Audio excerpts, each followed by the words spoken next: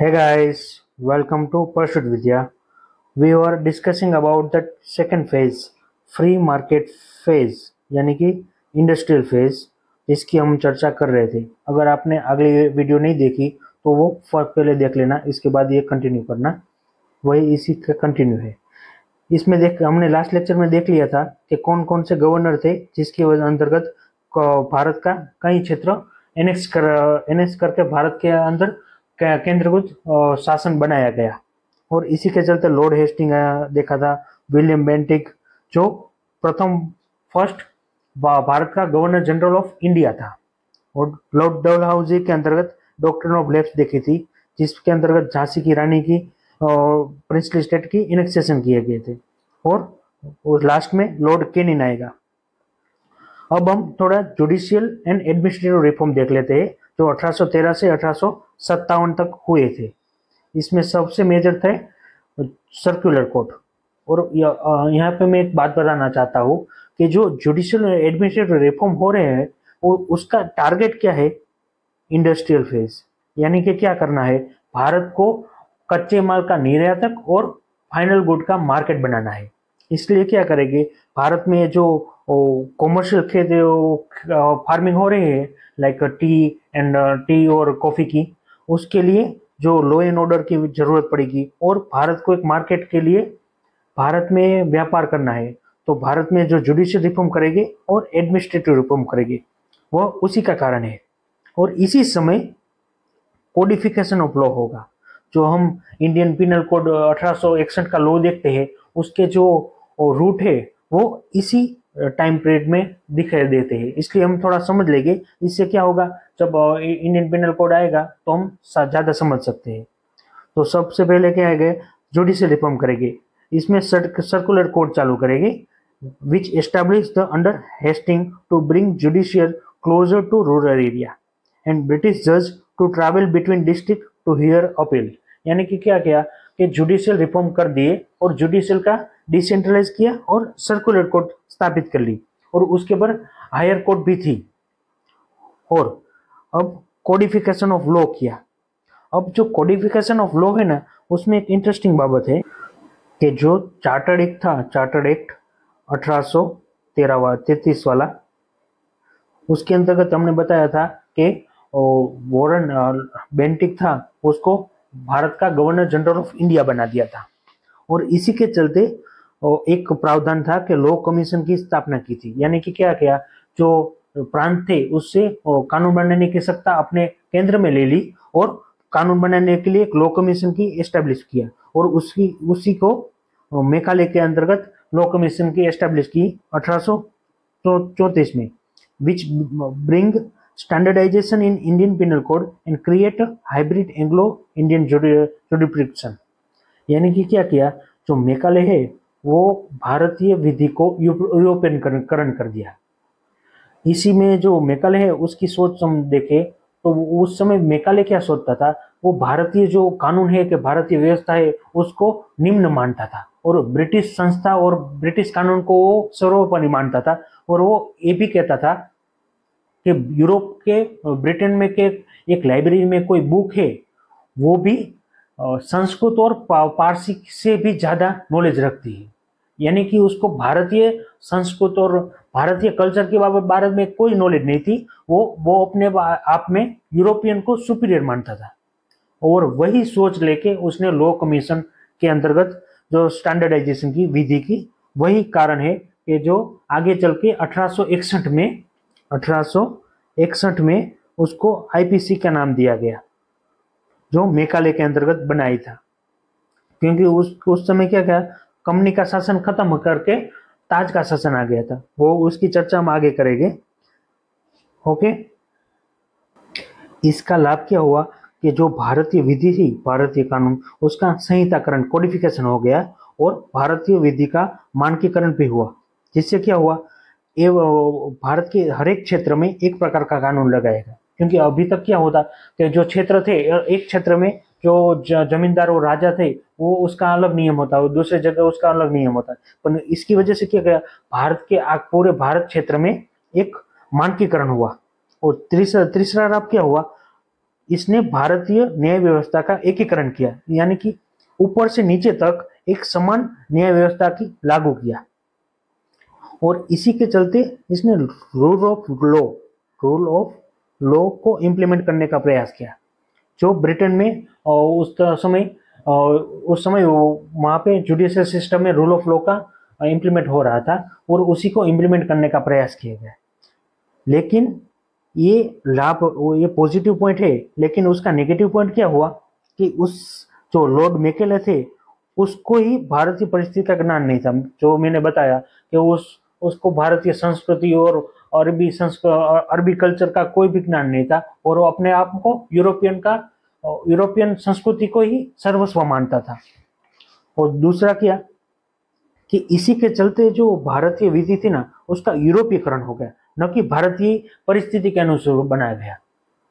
और तीसरा क्या हुआ कि जन सामान्य है वो न्याय व्यवस्था से दूर हो गई, क्योंकि क्या हुआ कि ये जुडिशियल रिफॉर्म के अंतर्गत जुडिशियल एस्टेब्लिश हुआ, वो कॉस्टली था। इसी वजह से क्या हुआ कि न्याय व्यवस्था से सामान्य जनता दूर हो गई और जुडिशियल प्राप्त करना महंगा हो गया और खर्चीला हो गया।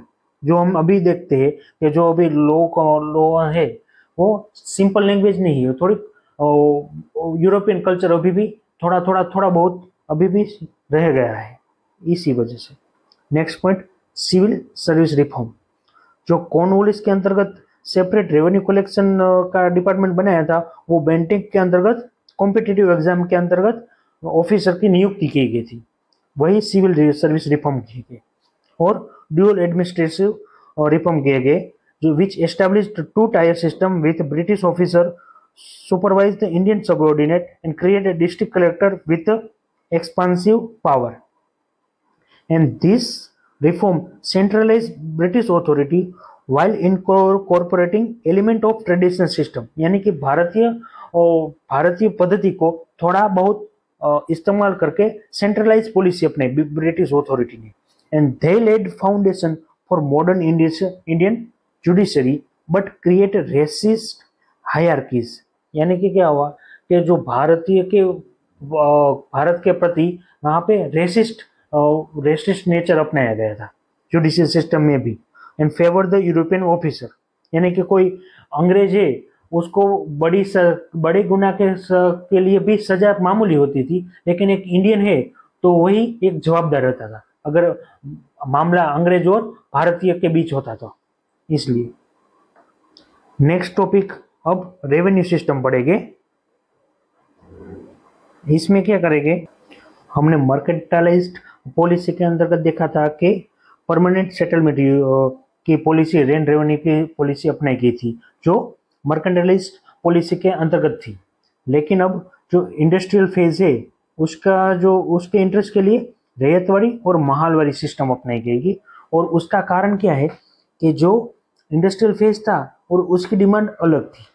उसकी डिमांड में हमने चर्चा की थी कि क्या थी, मैं पहले फिर से याद कर देता हूँ कि एक तो थी कि भारत को एक कच्चे माल का निर्यातक बनाना था। इसलिए क्या होना चाहिए कि भारत में कच्चे माल यानी कि उत्पादन ज्यादा होना चाहिए कॉमर्शियल क्रॉप का। लेकिन साथ ही साथ जो भारत को एक मार्केट बनाना था, इसी वजह से क्या होना है, भारत के पास इनकम होनी चाहिए कि वो कोई ब्रिटिश वस्तु परचेज कर सके। इसलिए जो ईस्ट इंडियन कंपनी थी, ईस्ट इंडियन कंपनी और ब्रिटिश कैपिटलिस्ट क्लास थी, उसके बीच विवाद हुआ। कैपिटलिस्ट क्लास क्या कह रहा था कि भारतीयों पर कम से कम लैंड रेवेन्यू रखा जाए। उसकी वजह से क्या होगा, एक तो प्रोडक्शन बढ़ेगा, प्रोडक्शन कच्चे माल का बढ़ेगा और जो मार्केट है वो बनेगा। क्योंकि अब अगर खेडूत उसके पास कोई रेवेन्यू नहीं है, कोई रेवेन्यू क्रय शक्ति बची नहीं है, तो उसकी वजह से क्या होगा, वो यूरोप का माल खरीद नहीं सकता, मार्केट नहीं बनेगा। लेकिन ईस्ट इंडिया कंपनी का क्या चाहती थी कि जो लैंड रेवेन्यू है वो मैक्सिमम रखा जाए, ब्रिटिश कैपिटलिस्ट क्लास के मिनिमम रखा जाए। उसका कारण क्या था, प्रोडक्शन उसका बढ़ सके और कच्चे माल का निर्यात हो सके और फाइनल गुड आए उसको खरीद सके फार्मर और भारतीय। लेकिन ईस्ट इंडिया कंपनी क्या कह रही थी कि लैंड रेवेन्यू मैक्सिमम रखा जाए। और मैक्सिमम रखने का क्या कारण था कि भारत में जो रेलवे और तार और जो युद्ध हो रहे थे और पॉलिसी इंप्लीमेंट करना था, उसके लिए मैक्सिमम रेवेन्यू चाहिए था। और इसी को बीच जो मामला फंसा, उसका समाधान क्या निकला, जो रैयत वाली सिस्टम। इसमें क्या गया, जो परमानेंट सेटलमेंट में क्या था कि जो हेड था वो जमींदार था, तो लेकिन उसको क्या हटाया दिया गया, क्योंकि वो प्रोडक्शन में तो भाग नहीं ले रहा था। अगर एक तरह से जमींदार को हटाया जाए और प्रोडक्शन पे जो फार्मर है उस पर मैक्सिमम रेवेन्यू लगाया जाए, और जो लाभ जमींदार लेके चला जाता था उसका लाभ कम नहीं लेके जाए, तो दोनों का समाधान आ सकता है। और वही था रैयत वाली सिस्टम, जो आगे चल के कई क्षेत्रों में अपनाई गई। The British changed the Indian traditional land system through Rayatwari system to collect more money and control farming during the communist free market phase, जो हमने चर्चा की।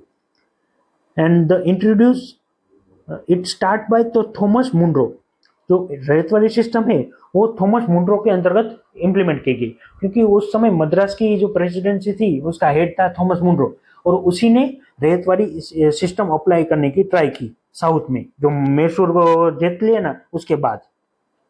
और दूसरा क्या कारण था, उस समय जो मद्रास थी वहां पे कोई जमींदार जैसा कोई मजबूत वर्ग नहीं था कि जो टैक्स कलेक्ट करके अंग्रेजों को दे सके, और वही एक कारण था कि जो साउथ के क्षेत्र थे वहां पे रैयत वाली सिस्टम अप्लाई की। तो Madras this system create a direct link between farmer and the government officer. The government officer measure each piece of land and often took up 50% of what farmer grow at as payment। यानी कि क्या किया गया कि British company ने जो जमींदार को हटा दिया, लेकिन उसका ज्यादा से ज्यादा लाभ उठाने के लिए 50% लैंड रेवेन्यू रखा। और इसकी की फीचर क्या थे, डायरेक्ट कलेक्शन विदाउट मिडलमैन, जो मैंने बताया कि जमींदार की मिडलमैन को हटा दिया और ऑफिसर के थ्रू सीधा सीधा डायरेक्टली पिजन से लैंड रेवेन्यू कलेक्ट किया गया। और each farmer was assigned and responsibility for payment and the cash payment require even after the poor harvest. यानी कि अगर खेडूत को वो जो प्रोडक्ट उत्पादन नहीं आती, एक साल कोई उत्पादन नहीं होता, लेकिन फिर भी उसको कैश पेमेंट करना पड़ता था। अगर कैश पेमेंट नहीं करता तो उसकी जमीन उसके चली जाती थी। और वही कारण था कि जो कैश पेमेंट करने के लिए क्या किया फार्मर ने, जो धनिया महाजन थे वहां से ऋण लिया और वहीं से डेब्ट ट्रैप में फंस गए। और इसी लैंड रेवेन्यू सिस्टम के कारण महाजन से शोषण हुआ और उसने शोषण के चलते डेब्ट ट्रैप में फंसे और जो रूरल इकोनॉमी थी उसको डैमेज पहुंचा। The farmer could stay on land unless they fail to pay, जो मैंने बताया। Now the regional difference, this system was different from the Bengal zamindari system and Bombay look at the soil quality while the Madras focus on crop output. Despite this difference, all version help to British economic goal। यानी कि कोई भी land revenue system अपनाई वो उसका main interest था British economic गोल को पूरा करना। और इस समय था क्या कि मैक्सिमम लैंड रेवेन्यू कलेक्ट करके उसको इन्वेस्ट करना। नाउ लॉन्ग टर्म इफेक्ट क्या हुई, this system put financial pressure on farmer and forcing them into डेब्ट, जो मैंने बताया, and making them to grow cash crop instead of food. इसका एक नेगेटिव इफेक्ट हुआ, क्या हुआ कि उससे पहले फार्मर फूड प्रोडक्शन और फ्रूट क्रॉप उगाया करते थे। इसकी वजह से क्या हुआ, अगर कोई साल 2-3 साल बारिश नहीं होती थी तो उसके बदले वो अपने खाने के लिए तो फूड संग्रह करके अपने हिस्से का रख लेता था। लेकिन अगर जब लैंड रेवेन्यू कंपलसरी कर दिए और कैश पेमेंट कंपलसरी कर दिए तो उसके चलते वो फ्रूट क्रॉप से कैश क्रॉप में कन्वर्ट हो गए। और वही एक रॉ मटेरियल भेजने का वही एक साधन भी था कि जिसकी वजह से ब्रिटिश को लाभ भी हो रहा था। और जो कैश क्रॉप में कन्वर्ट हुए उससे क्या हुआ कि जो कोई भी 2-3 साल अगर बारिश नहीं होती तो जो अकाल होता उससे भूखमरी की समस्या हो गई। वही वही अकाल हुए, उसके उसके कारण हाफ पॉपुलेशन भी नष्ट हो गई थी। वही एक कारण था जो इसने पॉलिसी अपनाई थी, जो रैयतवाड़ी सिस्टम थी। It led to commercialization of farming and broke down the village community, caused the widespread rural debt, and made famine worsen than tax demand continued despite of crop failure। जो ने हम की चर्चा की। और जो रैयत वाली सिस्टम थी वो साउथ में लगाई थी, और बाद में जो उसकी जो खामियां थी उसको दूर करके महालवाड़ी सिस्टम लगाई, जो नॉर्थ नॉर्थ एरिया में लगाई थी। उसकी चर्चा कर लेते हैं next. This system is represented a compromise between zamindari and ryotwari and adopt the unique social structure of North India। यानी कि क्या, जो नॉर्थ इंडिया में जो महाल का कल्चर था उसी के चलते वहां पे नॉर्थ क्षेत्र में महालवाड़ी सिस्टम लगाई गई, और जमींदारी और रैयतवाड़ी से अलग होकर नॉर्थ की जो यूनिकनेस है सोशल स्ट्रक्चर की उसी के अंतर्गत अपनाई गई। उसमें क्या महाल है वही लैंड रेवेन्यू कलेक्शन का काम उसको सौंपा गया। तो विलेज बेस्ड असेसमेंट, यानी कि क्या गया कि एक विलेज की बाउंड्री ब्रिटिशर के द्वारा डिसाइड की गई, और उसी को कि जो लैंड रेवेन्यू सिस्टम है कितनी रेवेन्यू आ सकती है इस क्षेत्र में वो डिसाइड किया गया, और उसकी रिस्पॉन्सिबिलिटी महाल को दी गई। The revenue collection from the entire village community rather than individual. यानी कि क्या हुआ, ब्रिटिश को अब एक एक फार्मर के साथ डील न करके एक महाल के साथ ही डील करना पड़ता था, और विलेज की कम्युनिटी को महाल डील कर लेता था। And recognize the traditional mahal structure and British administrative map the village boundary and document the customary right to establish revenue obligation. यानी कि इसमें दोनों काम किए गए। फार्मर है उसकी अपनी जमीन थी, लेकिन जो रेवेन्यू कलेक्शन की जवाबदारी है वो महल की जो दे दी। जो बंगाल क्षेत्र में जमींदार थे उसके बदले महल दी गई, पर इस समय महल को जमींदार जितनी शक्ति नहीं थी उसको कम शक्ति दी गई थी। वो ओनली लैंड रेवेन्यू कलेक्ट कर सकता था, और जॉइंट रिस्पॉन्सिबिलिटी लागू की गई। इसमें क्या हुआ कि village headman collect the payment from the cultivator and this create intermediate class service the British interest while maintaining local authority. It some failed to pay, other compensate for the shortfall and fostering the internal survival within the community। यानी कि अगर इस क्षेत्र में अगर एक खेडूत अपना payment नहीं कर सकता तो बाकी के खेडूत इसकी पेमेंट करके अपना कब्जा कर सकते थे। यानी कि क्या हुआ कि जो रैयतवाड़ी में जो समस्या आती थी, अगर लैंड रेवेन्यू नहीं दे सकता था तो उसके ऊपर ब्रिटिश को प्रताड़ना करनी पड़ती थी। इसके बदले क्या किया उसने महल को और जॉइंट रिस्पॉन्सिबिलिटी दे दी। एंड रेवेन्यू डिमांड किया कि 66% of agriculture products and creating significant financial pressure and extensive demand lead to wide spread indebtedness as a village borrow from the money lender. यानी कि क्या हुआ कि जो अगर खेडूत है अपना लैंड रेवेन्यू नहीं दे सकता था तो महल से मनी लेंडर से वो डेप्ट लेता था और वो भरता था, और इसी के चलते डेप्ट ट्रैप में फंस जाता था, resulting in land transfer to non agriculture class.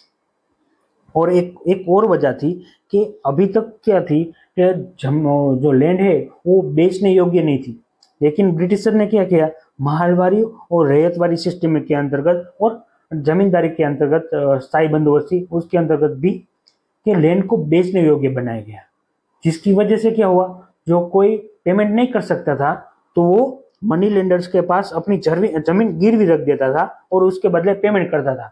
लेकिन आपको अपने को पता है कि मनी लेंडर क्या था, ब्याज के ऊपर ब्याज गिनता था और उसका फार्मर का शोषण करता था, और land revenue transfer to non agriculture class यानी कि मनी लेंडर को जमीन चली जाती थी। उसके क्या हुआ कि ओवरऑल जो प्रोडक्शन आता था वो भी घटने लगा। एंड पीरियोडिक रीअसेसमेंट हुआ। परमानेंट सेटलमेंट में क्या था, एक बार फिक्स कर दिया था कि लैंड रेवेन्यू कितनी आएगी, लेकिन महलवाड़ी और रैयतवाड़ी सिस्टम में क्या था कि वो tax rate exists every 20 to 30 years and settlement using detailed land record. Despite allowing the adjustment, the reassessment typically increase the demand without accounting for agriculture vulnerability. यानी कि क्या हुआ कि खेती की क्षमता है कि नहीं उसके देखे बिना हर साल जो रेवेन्यू है वो बढ़ाया गया। While the preserving the element of traditional village organization, the Mahalwari system altered the rural power dynamics and contribute to agriculture commercialization as a farmer shift toward cash crop, जो हमने लास्ट स्लाइड में हमने पढ़ लिया था।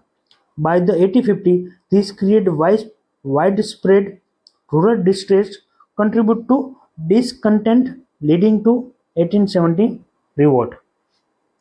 और जब Dalhousie के अंतर्गत अवध का एनेक्सेशन किया गया तो उसी उसी अवध में महालवारी सिस्टम लागू की गई और वही एक कारण था कि 1857 के रिवोल्ट में महालवारी क्षेत्र के जो लोग थे वो रिवोल्ट में ज़्यादा से ज़्यादा ज्वाइंट हुए थे। ओके, और ये तीनों permanent settlement, ryotwari system and mahalwari system तीनों का कंपैरिजन है, एक बार देख लेना, इसकी चर्चा हमने कर दी थी। ओके, अब नेक्स्ट लेक्चर में हम इकोनॉमिक ट्रांसफॉर्मेशन के बारे में चर्चा करेंगे, एग्रीकल्चर का commercialisation, export orientation, urban development, global interaction. Okay, अगर आपको ये लेक्चर पसंद आ रहा है तो इसको लाइक, शेयर और सब्सक्राइब कीजिएगा। Thank you.